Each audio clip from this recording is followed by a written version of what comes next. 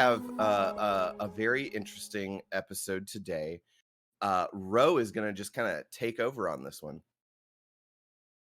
Right. Thank you, Seth. So, today we'll be speaking about one of the most notorious criminals in Indian history. So this guy had a huge portfolio. I mean, he was a gangster, he was a robber, he was a home invader, kidnapper, serial rapist. Also, before we proceed, I just wanted to kind of give a trigger warning to all our listeners. Today's episode will contain incidents about rapes and murders. So, if that is something that disturbs you, or if that is something that you would not like to listen, um, well, this is this is where you go back and listen to the rest of our episodes. All right. So this guy, his name is Bharat, but he was known as Akku Yadav. And not much is known about him as to when he was born or anything like that. I think it was approximately 1971 or 72. Um, so let me just give you a backstory about this guy. Now, when Akku was young, he used to take cattles regularly to the river to feed them, bathe them, etc. So, and his family basically owned these cows, buffaloes, and their business was of selling milk. And he also belonged to kind of a well-off family. And by all records, Akku had quite a normal childhood, playing with other kids of his locality. I mean, even during his teenage years, Akko was known to, have taught his friends how to swim, etc. So he has lived with these people and was part of the neighborhood and locality, which he would later, um, I don't know, harass those people, torture those people. know so it is also said that as he grew older, he had a very powerful personality in terms of, even physically, and he had a very powerful voice, very intimidating voice and all that. Now, about his family, Akku came from a family of six sisters and six brothers, and not a lot is known about his family except that all his brothers were goons, especially the eldest one. And when their father died, their business faced severe loss and they were left in such a state that they would never know whether they would be able to eat the next meal or not. In order to get their sisters married off, they also sold their cattle, etc. Now, Akku was the youngest and he was unmarried at that point of time. So, in these circumstances and in these conditions, Akku took up the mantles from his elder brothers. So, his usual thing was he used to do a lot of gambling, take drugs, etc. Okay. So, now this is one incident that had come up. Once, while gambling in his earlier days, there was a police raid, and Akku and his friend, they just barged into one of the houses and asked everyone inside the house to be quiet.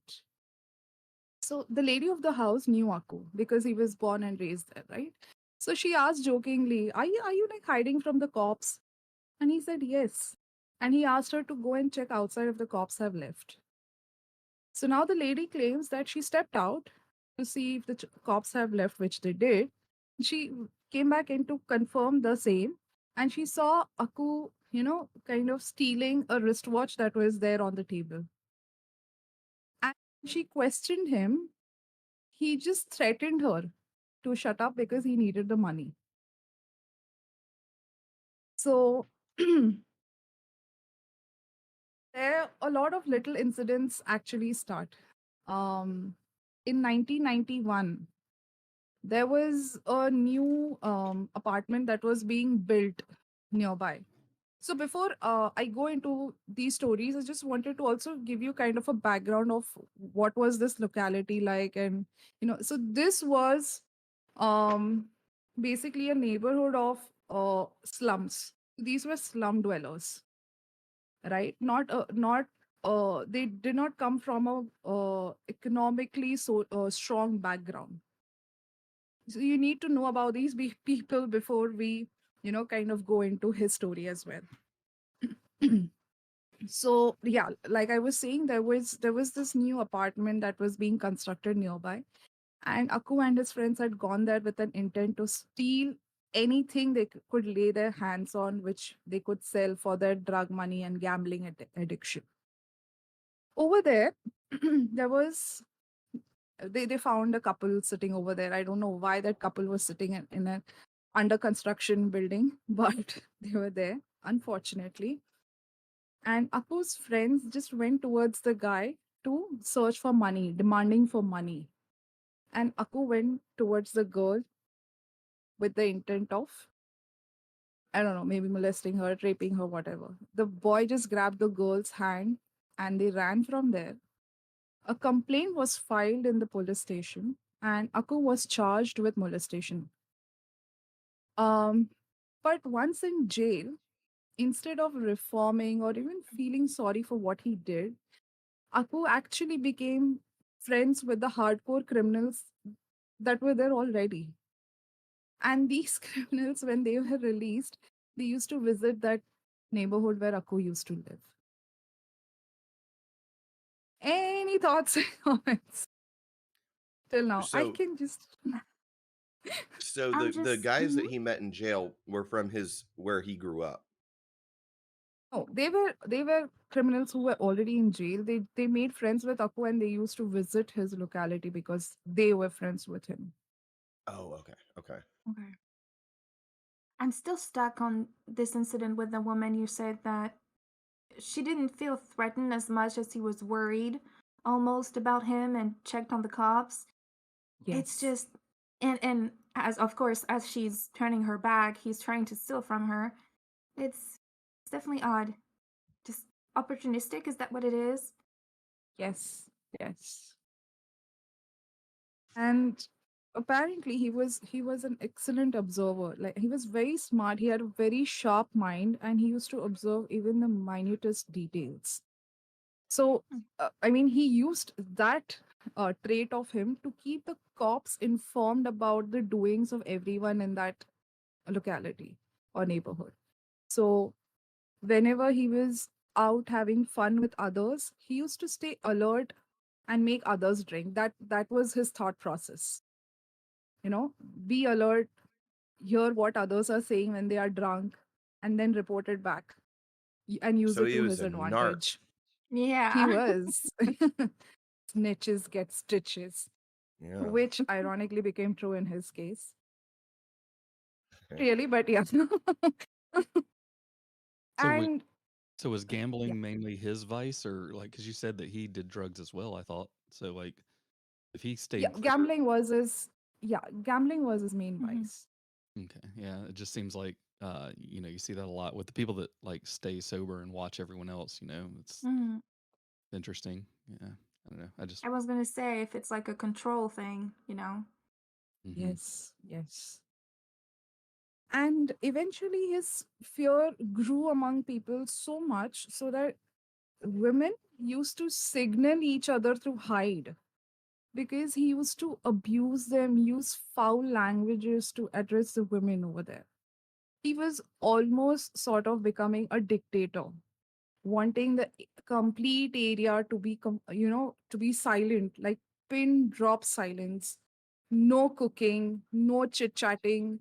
He would just barge into any house, ransack, lay his hands on whatever he felt uh, would be used, and he would just go.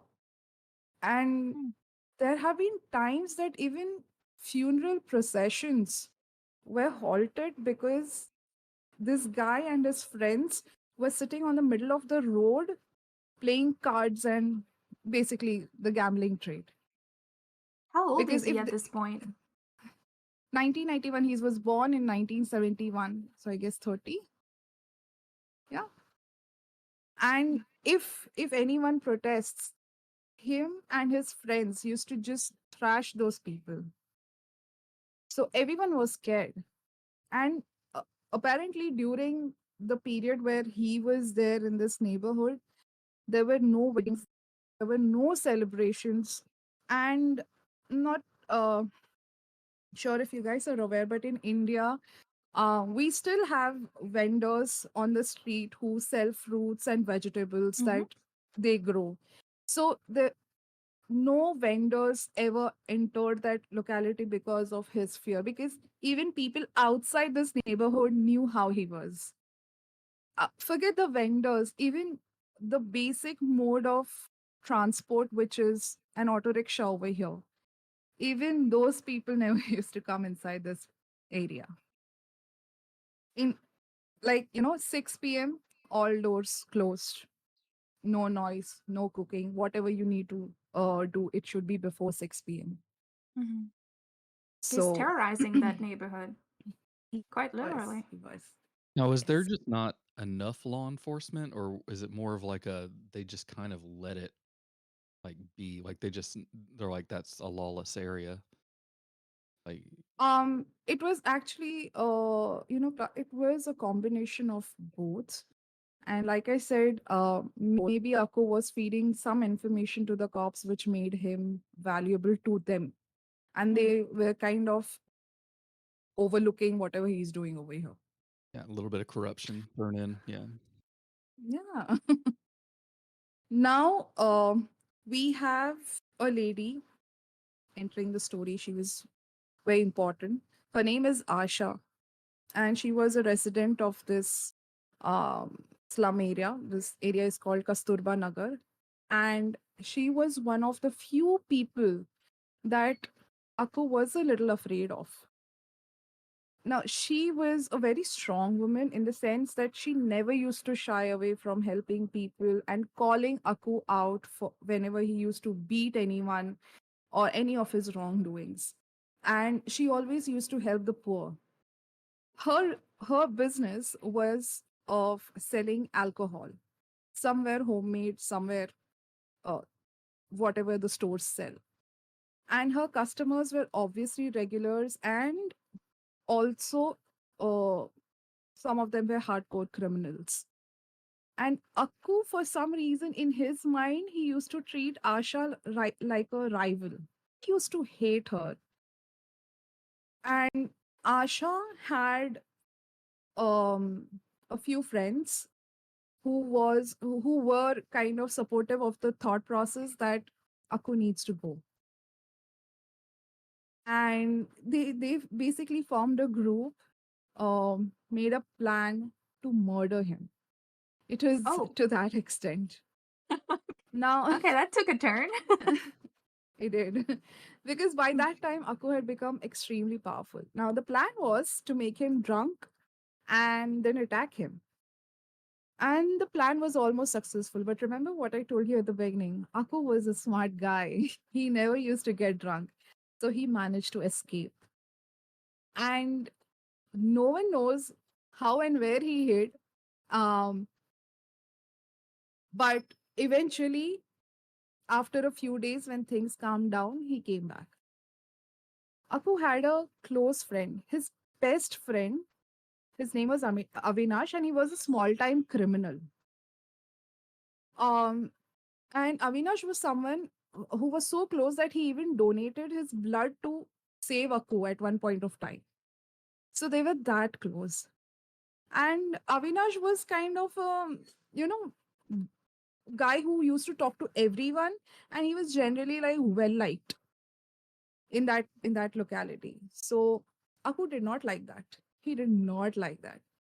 And Avinash also, as others in that area, used to visit Asha for his alcohol requirements.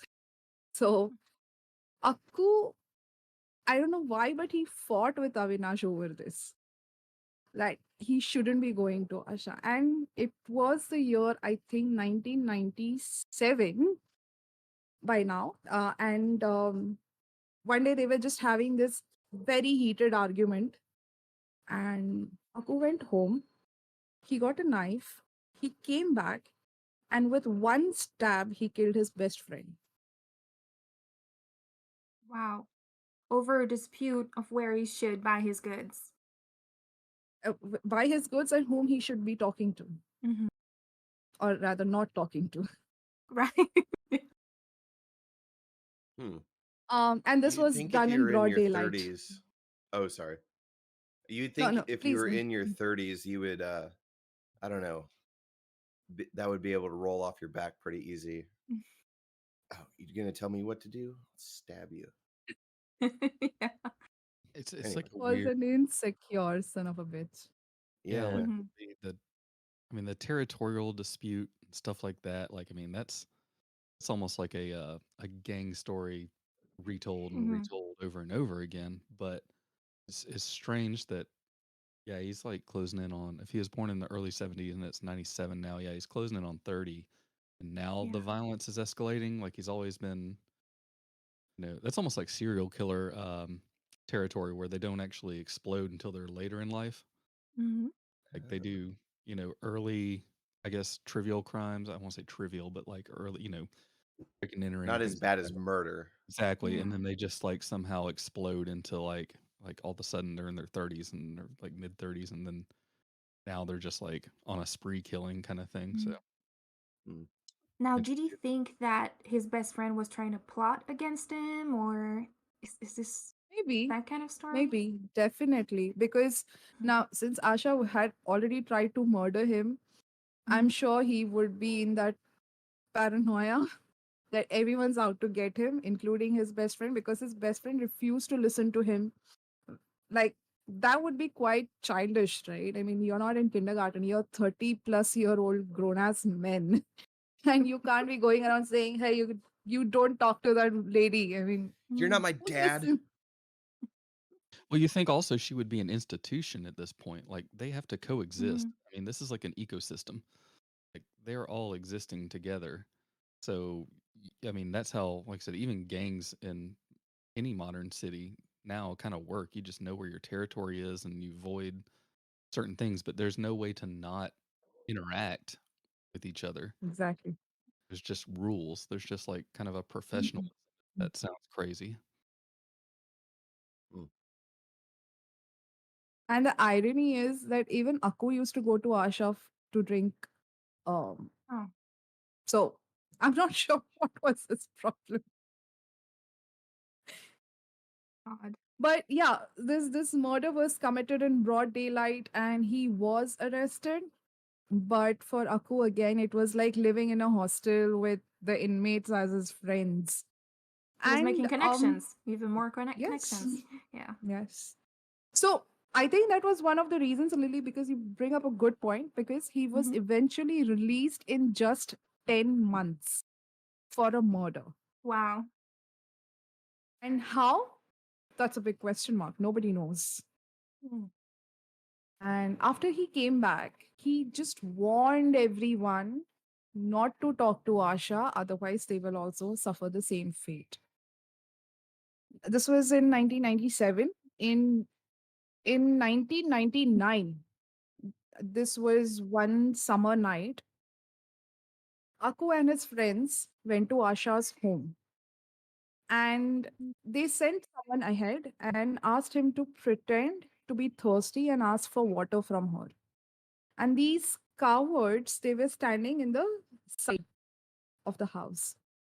And as soon as Asha stepped out with a glass of water, they attacked her from behind and killed her. Her daughter was Cowards. cowards, yes. Her daughter Mhm. was literally begging them to leave her mother. But Aku was filled with such rage, I don't know why, against Asha, Mhm. that he slit Asha's throat, he beheaded her, Oh, he chopped off her nose and ears, and he mutilated her breasts. goodness. I've That is heard crazy. of those very specific places attacked before. I don't know where, Mhm. but yeah. Hmm. Ugh. I mean, you see it in And Jack the Yeah. Ripper victims and things like that. It's a Mhm. dehumanization um, Yes. kind of thing. So Uh, you know, So, hmm. yeah, next morning, the police came for him again and took him away. And this time, guess what? It was just for 16 months. Oh my god. Just 16 months. So is there a theory that he or someone around him had the police paid off? It's quite possible, you know. See, Yeah, corruption's everywhere. Corruption's yeah. Mm. everywhere. And especially uh, when we talk about areas like this, where people are um, usually helpless because they do not know a lot as to how to approach this, what the laws Mhm. are, how the laws can protect them. They have been brought up in such an atmosphere that they are used to living like that. And that fear is always there. Like, if I stand up against this guy, what happens to my family? Mm. Right. So yeah, after his release, in fact, after those 16 months in prison, he was so arrogant and he was so proud of the fact that he killed a woman. Oh Um, yeah. but for the women of Kasturba Nagar, things were going to get even more worse. Not a single woman was spared. All of them were harassed. All of them were um like, I don't know, tortured in a way, mentally tortured, if I have to say. There was no age. I mean, the age, there was no age, no bar, nothing like that. And I think it started with Akko dragging a married woman from her house, locking up her husband, raping her, and then telling her that, you know what, I'll marry you. God. Okay. The narcissism of it all, just showing it off like that. It's ridiculous. That confidence that no one can touch him. And this lady, she came back home and no one lodged a complaint because, like I said, um these are slum dwellers, right? Mm. The men work small time jobs, or they work as daily wage laborers, while the women, they either work as domestic help or they don't work at all. And they do not have the support, either financially or mentally, to go and lodge a complaint and follow up on it. And within that area also, nobody was talking, nobody was disclosing what was happening to them, but everyone knew. The Mm. daughters were stopped from going to school, the girl child. I mean, it was pathetic at that point of time. It, in fact, the worst thing, I one of the worst things that he's done is, it is claimed that he and his group of friends gang raped a pregnant woman, and she was 7 months pregnant. I'm sorry, I'm getting chills over here. This is Hmm. just disgusting. It really And is. no one could do anything. They could all hear her scream and shout in the middle of the road, but no one could do anything. you know, when you He's first just one guy, right? How big is his gang, his crew? I don't know. Yeah, at But a certain Yeah. point, I would think that the husbands would come out with like clubs or something. Right? yeah, that's what I just was but mhm. um, like when you first mentioned this this case, this story to tell, like I thought it was going to be somebody sneaking in the shadows, Mm. and like it's just somebody who mysteriously got away with crimes for a decade or something like that. Just an obscene number of crimes, I guess. Yeah. Like proportionally, I guess, to what we're used to with like serial killers and stuff. But yeah, this guy's just it's almost like a military occupation, like with Yeah. war crimes. It's just lawless. Yeah. And you know what? This is what makes it even more scary. You know who's doing it, you know who he's doing it to, and there's nothing that you can do. Yeah. So somehow this makes it more, even more scary. And It does. he had Yes, he had also apparently threatened all the women that if they tell anyone, including the cops, he would kill their families. So, and like I mentioned, these are folks who literally live from hand to mouth. Like financial situations are bad.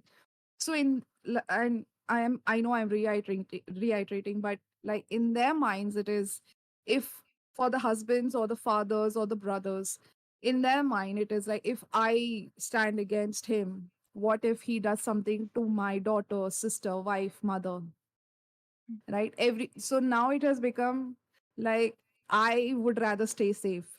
My family needs to be safe. So it was like Gandhi's three monkey motto: see no evil, do no evil, speak no evil. But over here, don't talk about evil, don't see that evil, and don't hear. Yeah. So eventually, now these were, just to summarize, these were the people and women, especially, who were oppressed, suppressed, and helpless. Few of the families, they tried to leave overnight, just taking with them what they could carry and leaving behind most of their belongings, most of their probably the house that they probably must have built with certain dreams and ambitions, however small it might be. And they would leave at night looking over their shoulders, just to ensure that Akku and his gang were not there. Now, we have the most integral person coming into the story now, and her name is Usha. This was a girl who had decided to make it out of the slums. And she was doing that by studying and earning and basically trying to get her family out of this horrible place, you know. And she was doing her hotel management, which required her to wear Western formals. I know it Mm. was a very weird term for you guys, but we have something called as Indian formals and we have Western formals. So Western formals are usually for girls. They wear pants, shirts, blazers, etc., or skirts. So, and so what she used to do is she used to carry these clothes in her bag so that Aku does not see her. But there were times when, she didn't have time to change because of late night shifts and for whatever reason, and she caught Aku's eye. One night, I think it was very late, so Usha's colleague had come to drop her.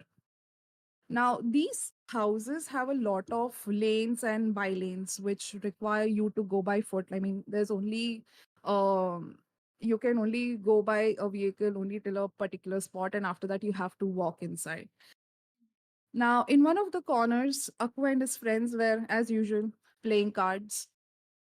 He saw Osha in that outfit and said something really nasty, which basically implied that she was working as a prostitute. And you can just imagine the embarrassment. I mean, she was in front of her male colleague who works with her day in and day out, and somebody from her area calling her out like that. And the worthlessness of studying and working so hard just gone because someone called her a prostitute. And one of the incidents that Usha had witnessed was, I think I think it was in the month of July or something. She heard some screams and noises at night. At first, she thought it was an animal.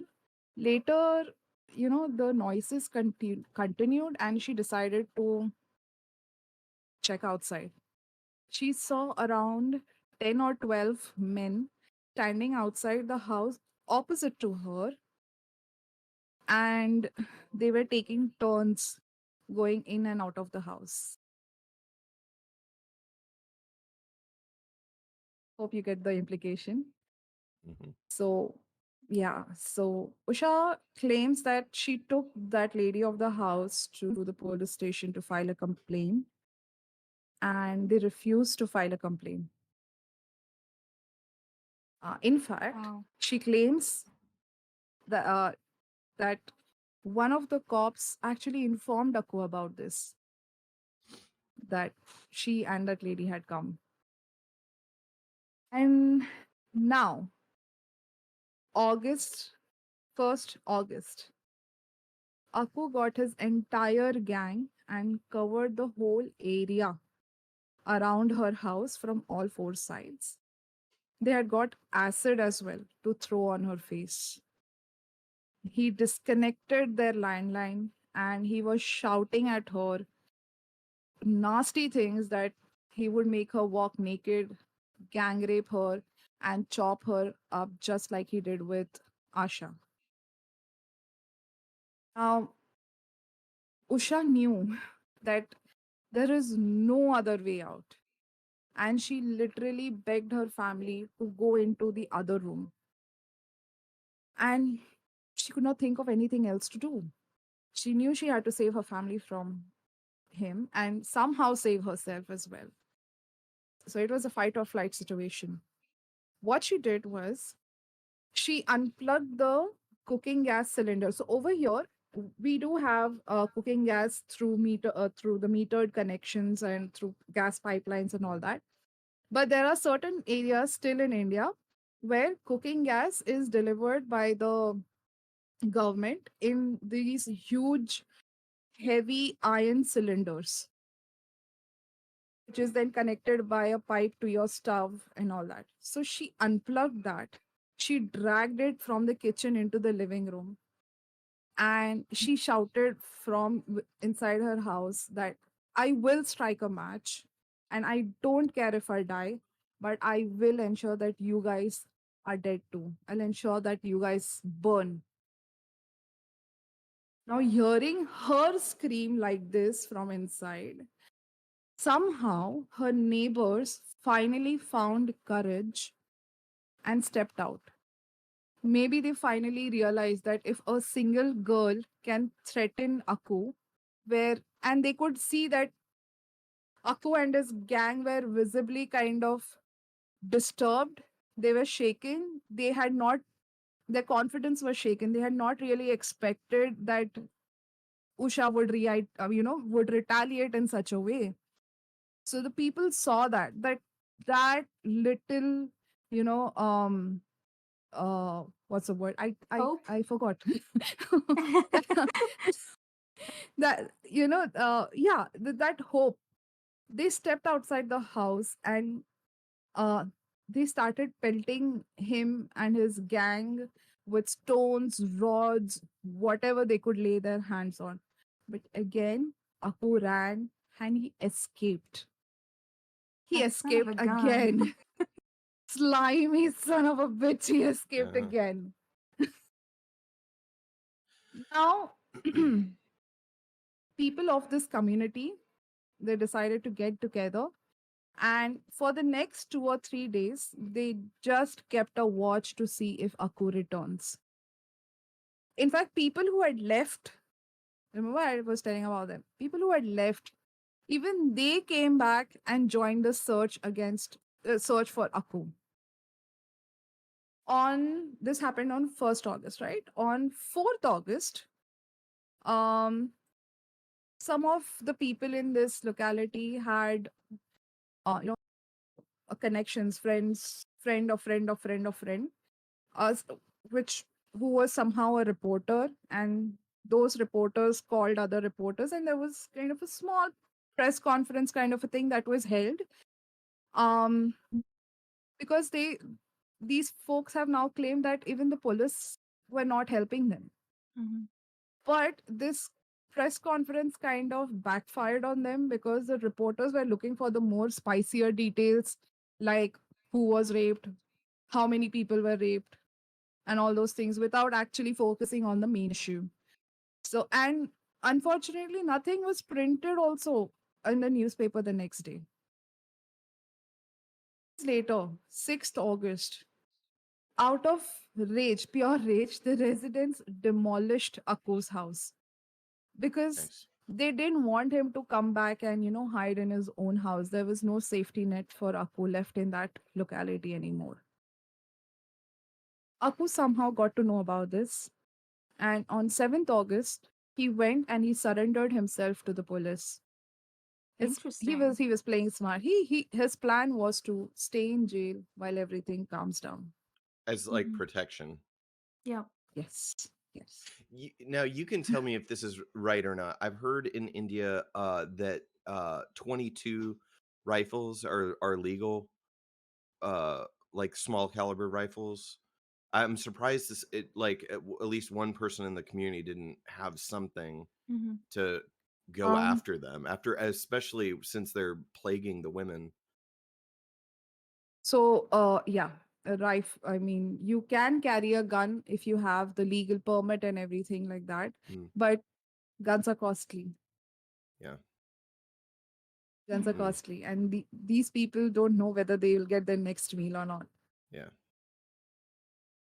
Yeah, definitely. From everything we talked about, like it seems it's crazy to think because even feeding his own gang, like when you said 10 or 12 members, I was thinking that has to be the extent of it because you can't have that many people under you because you've got to look out for them too if you're a Mm-hmm. leader, quote unquote. So like there's only so many people you can feed through intimidation and selling stolen goods or stealing food, because you even said the vendors weren't coming around. So Yeah. um, it just feels like it couldn't have been that big of a gang. Like it just needed courage to or numbers to stand up against him. Mm-hmm. I mean, and it seems like obviously they were That working with rocks, so no weapons or anything. Obviously, like we were Yeah. saying about just anything makeshift or knives, things like that. So that and also he had a strong personality, and somehow he made himself so dominating, and psychologically the people over there had kind of accepted that this is their life, and this is how he's going to be. Also, Mm-hmm. probably because even after committing 2 murders, this guy is out without serving his entire sentence. yeah, they Right? had So He was they no had virtually they had no one. untouchable. Mm-hmm. yeah, no faith Yeah, in law enforcement. Yeah, I understand that. exactly. That also, and you mentioned it at the beginning, but I kind of want to narrow it down again geographically. Like, how far away were they from any kind of area that could have had support? Like, I think about rural areas that if there's corruption with law enforcement and things like that, like eventually a larger force will step in. Whether Mm-hmm. that be here in the U.S. like National Guard or like FBI or something like that. Like, if there's corruption, it will be investigated, kind of thing. Like, how far away? Like, were they so remote that there was no larger area that would actually be able to step in and you know, take care of that? Um, no, actually, it was not remote. It was not a village. It's in a city called Nagpur. Um, and unfortunately, the corruption runs too deep. And I'm not Okay. saying it just happens here. I'm sure it happens in many places as well. But unfortunately for these people, like I said, they didn't know. They are not educated. They don't know what are the services that they can have from the law enforcement. What is the help that they can have? So it is also lack of knowledge, Clark, to be quite honest. Like what and who can help them. Like I said, even the reporter that they called for Mm-hmm. even the small press conference, it just backfired on them. Contacts that they had were not the ones who would eventually help them out. So basically, they were from if I have to be very blunt, they are from the bottom level of the society where nobody really cares about them. Mm-hmm. Um, yeah. This reminds me of a place here in the States called Humboldt County, and it's in California, and they're known for growing and producing like a ton of weed. They don't have as much power or influence anymore because weed's been like heavily decriminalized over here. But back in the day, they and they still do to an extent. For some reason, like girls with troubled past and that are pretty young gravitate towards one of the jobs over there, and they're trimmer girls. They once the plant's ready for harvest, they trim it up.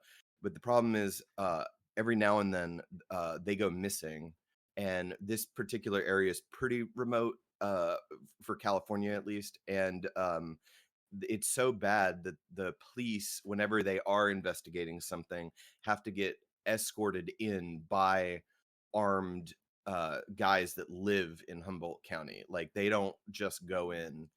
And yeah, it's pretty like bad. I don't know what it's like now because things have changed, but Right. when they were at their height, they would have like escorts that would bring police Like a in. militia, but in favor of the Yeah, they cops. were totally armed, and they had to be uh brought around by a crew. They didn't have, like, I mean, it was just unsafe for them. Mhm. But every now and then there would be missing girls, or like physical abuses and all kinds of stuff, and really they couldn't do too much. But anyway, this story reminds me of that. So it's a remote area, basically. Mhm. Yeah. Well, unfortunately, that's not the case over here. Yeah. It's in the city. It's just that, yeah. Yeah. Yeah. So coming back to Aku surrendering himself. Now, these people, they saw in the newspapers that on one fine day, they saw that Aku is supposed to be produced before a judge on 13th of August. Now, that is when they decided that enough is enough. He cannot come back. Aku Mhm. cannot come back. This is happening so fast. This It's, is just a handful of days. yes, because it's a domino effect, right, Lily? Mhm. One trigger is all it Yeah. takes. So Aku was handcuffed on his way to the court. Aku was handcuffed to another inmate, and once he reached the court, he saw that the people of Kasturba Nagar, they were standing outside, and he looked at one woman whose tenant he had raped, and he looks at her and he says, "Seems like you have not learned your lesson. I'll be back soon and I'll make you understand." Cocky bastard. God. Yes. The lady just removed her sandal and she just flung it at him. And the cops quickly took him inside the lobby and they shut the gates. But there were a couple of ladies who were already standing inside the lobby, which leads to the court. And what they did is they threw chili powder on his face. And after that, it was just riot. People standing, throwing, outing the windows. They barged through the side doors. And on 13th August 2004, which ironically was Friday, Friday the 13th, Akku Yadav was killed in the courtroom in Nagpur. He was stabbed and stoned to death. There was a table with a huge, thick glass top that was used to smash on his head. 40 to 50 people, they got heavy stones from outside, smashed his head, smashed his body parts. His genitals were cut off. And all this, all this happened so quick that none of the officials or the police were able to do anything. They were just taken by surprise. Mhm. After all this was done, and you know, while Akko is getting killed, that inmate was still handcuffed, the other Oh, inmate, and that's he was awkward. shit scared. He's like, "Is it my turn next?" I didn't do anything. I don't know these people. Should have just joined in. Cut his hand off. And he was trying to, get his handcuffs off. Finally, after obviously Akku died. One of the police officers just unlocked his handcuffs and took him out. Later on, an auto rickshaw driver, he told the police that he had picked up around 4 to 5 folks from the court, who were discussing among themselves about a murder that they committed. And basis on that Snitch. description, yes, basis on that description, police arrested those folks who turned out to be women, and one of them was pregnant. And when the news spread in Kasturba Nagar that these 5 women have been arrested, all of the other women marched up to the police station and demanded that the police arrest them too, because all of them claimed that they had killed Akku Yadav. So it was 5 to 50 to 100 to 400 to 500. All of them gathered, all of them claiming that they had killed and they need to be arrested, not those 5 women. So It's it, such a mess already. You Mm-hmm. would think that the police would just be like, wash their hands of it and just like, because absolutely. they didn't do a lot of their job. And then like you would think that they would be like, okay, that's solved. Let's just forget about this. I also find that I funny. mean, It's yeah, very sorry, similar. go on. I know it's fine. It's very similar in the opposite sense to a case that happened here in the United States, where I think it's in Missouri, where there was a notorious bully who terrorized a small town, and the cops were never able to do anything about it.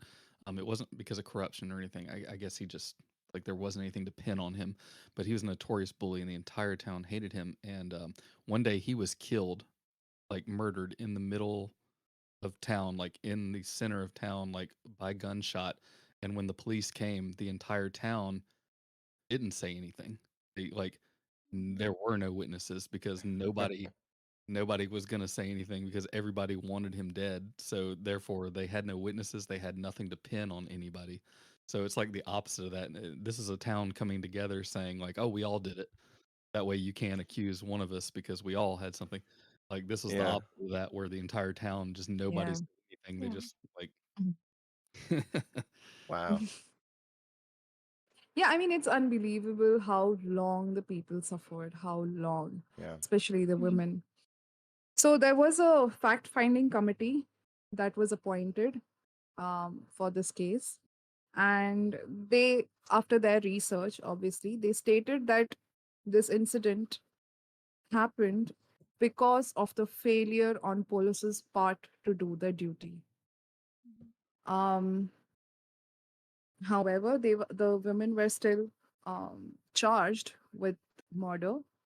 Um, this on 10th November 2014, the judge finally passed a judgment that all the accused were to be released and they were to be deemed not guilty. That's the good ending. Yes. It is. It is. It was a good and satisfying ending. Mm. Wow. So, yeah, that's about Akku Yadav, whose death was celebrated. People over there actually had a feast on the day he died. When the people heard about Yeah. his death, they had a feast and they celebrated their freedom. Wow. So, Well, good for them. They handled it.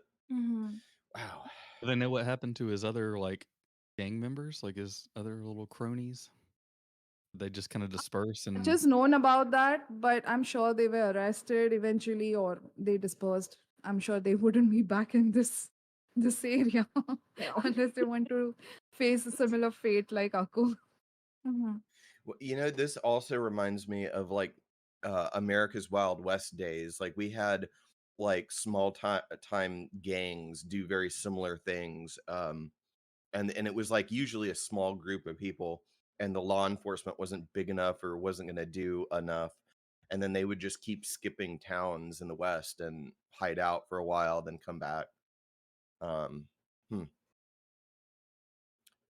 yeah. A So lot more all in all, mutilated. how long did he reign over that city? 15 years, 20 years? So let's say from 1990 to 2004. Hmm. Wow. Still a crazy run because he would only been, like I said, he would have been in his late teens Yeah. in 1990, right? If he was born in 71, 72, he'd have been 19, 20 years old, basically. Mm-hmm. And then, yeah, and so dies in his early 30s or mid 30s. Yeah. Something like that. Yeah. Yeah. Well, Oof. Heavy. yeah, Yes. very heavy. Yes. Thankfully, a Uh, satisfying ending, but wow. yeah, Yes. yeah. It should have Whatever happened happened like, to that girl? I can't remember her name now. That started the revolution, I guess. yeah, Yeah, I mean, she continued with her studies and eventually moved out. But yeah. Good for her. Well, any closing comments? Any questions? Um, what happened to, if not the cops or the judge or who sentenced him the first few times that he served only a few months? What happened to them? Were they ever arrested or sentenced? Anything like that? the fact finding committee came up with this thing that it was the police's failure of Mm-hmm. doing their duty on their part. So I'm sure it was handled in that way. Um, but my research focused more on Akku, his Right. life, Yeah. and specifically his death. That makes sense. It's very possible they just moved on. They're like, okay, that's a chapter Right? closed. A little slap Hmm. on the head and Yeah, I hope not. I hope they learned a lesson. That's what I think. yeah. I want to think that way. Yeah, not to put a downer on an uplifting Yeah. ending. Huh. All right. So this was basically a story about how a common man can take up Mm-hmm. the law in his own hands if he's backed into a corner, I guess. Yeah. Yeah. Uh, some mob justice. Yeah, and Yeah. it's a great story too because it's like a microcosm. Like it's in such a small area. You know what I mean? Like Mm-hmm. it And like also, I guess what we compare it to, like Seth said, like the Wild West, kind of little small Yeah. pockets. It's like, people overlook these stories of things like that where, you know, it's just like, oh wow, this is like a small group of people's war that they had to Yeah. deal with, Mm-hmm. and it doesn't get the publicity or the justice because it's not an actual like conflict that we see in the news, but it's literally a war fought in a tiny little place in the world that we're nobody will get to see. 99% of the people won't know about it, so it's a good story. Mm-hmm. Hmm. also, yeah, there are images if you search online about how the courthouse looked like after he was killed, all the Oh blood man. and all. Yeah. So Yeah. yeah, I if bet it any of was the a mess. listeners are are keen to search, please search Akku Yadav death, and you'll find the images. So it's there. It's there for You the whole world to see. you've been warned. Just keep your safe filter on. Well, um, I hope the audience got a lot out of that. That was an interesting thing that I've never heard of, and uh, if like we're gonna do like some more of these, but remember to check out our social media, um, and also keep Alex in your thoughts and prayers. He's on a pretty extensive journey right now, and we'll reveal more as time goes on, but I think it's going to put That's Effing Weird on the map. I think we're going to confirm some theories down the line. It's going to be exciting, but just keep your mind on him, and we'll get some updates as we go along. But that was today's episode, and remember, we don't want stuff that's normal. Not what we want, stuff that's weird. But you know, just we want things that are weird and not normal. So you guys have a good one.